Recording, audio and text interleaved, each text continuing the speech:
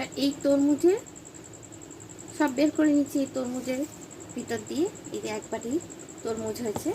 এবার এই খোসাটা দিয়ে আমি একটা সুন্দর রেসিপি করব, সুন্দর, দেখতে থাকুন। আমি এই খোসাটা দিয়ে কি করি। খোসাটা ফেলাবেন না, তরমুজের খোসা ভীষণ উপকারী, ভীষণ ভালো। হ্যাঁ, এইটা দিয়ে নানান রকম জিনিস করা যায়। এই খোসা ভীষণ উপকার। এইটা সবুজ অংশটা ফেলে দিয়ে ভিতরে এইগুলোকে পরিষ্কার করে দিয়ে শুধু সাদা অংশটা নিতে হবে। নিয়ে দারুণ দারুণ জিনিস হয়, দারুণ রেসিপি হয় বন্ধুরা, নানান রকম রেসিপি হয়। আমি একরকমই করব, চলুন দেখাই আপনাদের। নমস্কার বন্ধুরা, সোনু রান্নাঘরে সকলকে স্বাগত।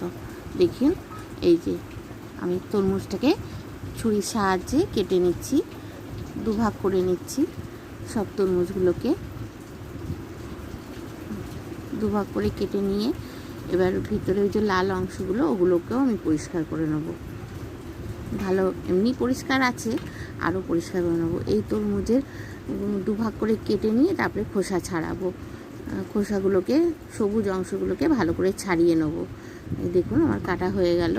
এবার খোসাগুলো, সবুজ অংশগুলোকে ভালো করে ওটা সাহায্যে আমি এটা দিয়ে ভালো পারছি না, বুঝছেন বন্ধুরা, আমার দ্বারাই হচ্ছে না, এটা দিয়ে খোসা ছাড়ানো হচ্ছে না। আমি বটির সাহায্যেই ছাড়াবো। দেখুন আমার বটিতেই ভালো আমি ছাড়াতে পারি, আমি বটিতে ভালো করে ছাড়িয়ে নিচ্ছি।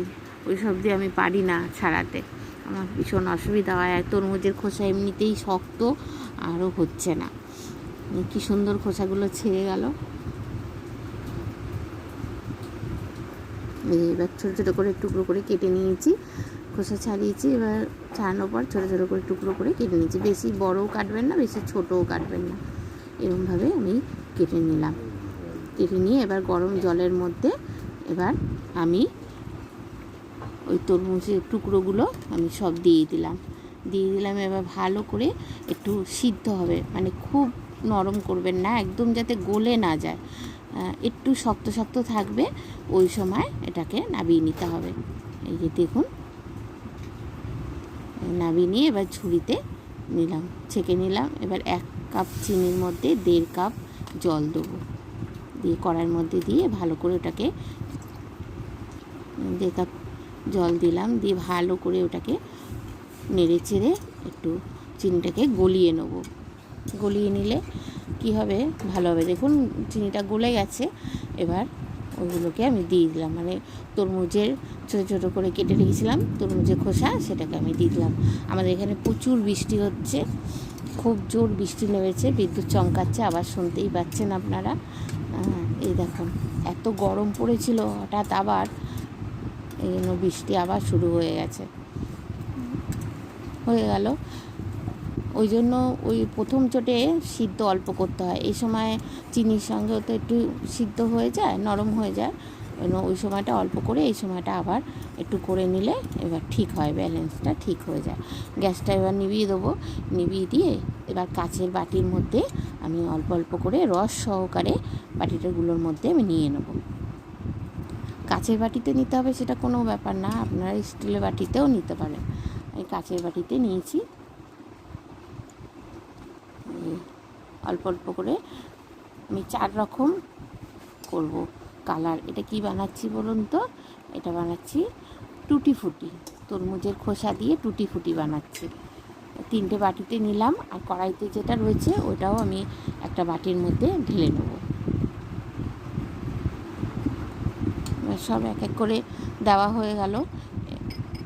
এবার আমি অল্প অল্প রস দিয়ে দেবো বাটিগুলোর মধ্যে। রসগুলো কিন্তু ফেলবেন না, ওর বাটিতে রাখবেন, ওর মধ্যেই রসগুলো সব দিয়ে দেবেন একটু একটু করে, যাতে রস থাকে, মানে শিরা যাতে বলে, শিরাটা থাকে।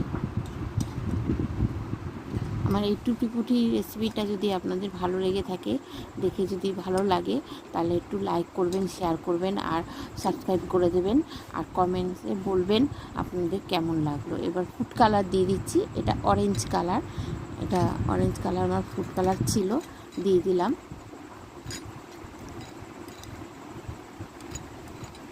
ভালো করে নেড়ে চেড়ে এগুলোকে সেট করে নেব। দেখুন এই আবার একটা কালার দিচ্ছি, এটা গ্রিন কালার, মানে সবজি কালার হবে, একটু দিয়ে দিলাম।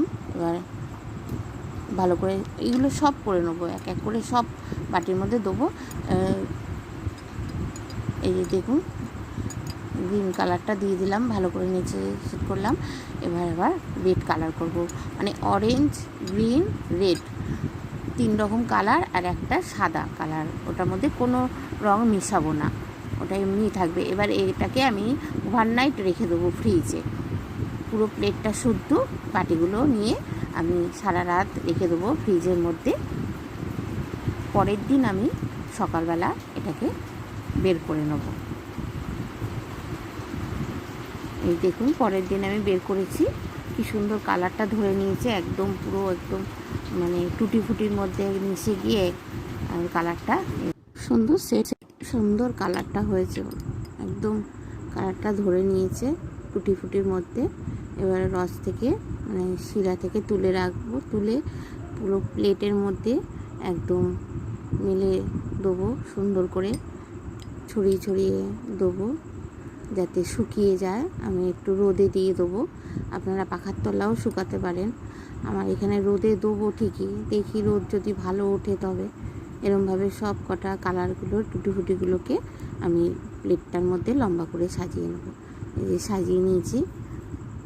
আমার তো রোদে জায়গা খুব কম, রোদে দেওয়ার খুব করে দিতে হয়, এগুলোকে সাবধানে দিতে হবে, কেননা যদি পাখি টাকিতে দেখে খেয়ে নেবে, তো খুব বাচ্চারা দেখলেও খাবে, খুব লোভনীয় জিনিস।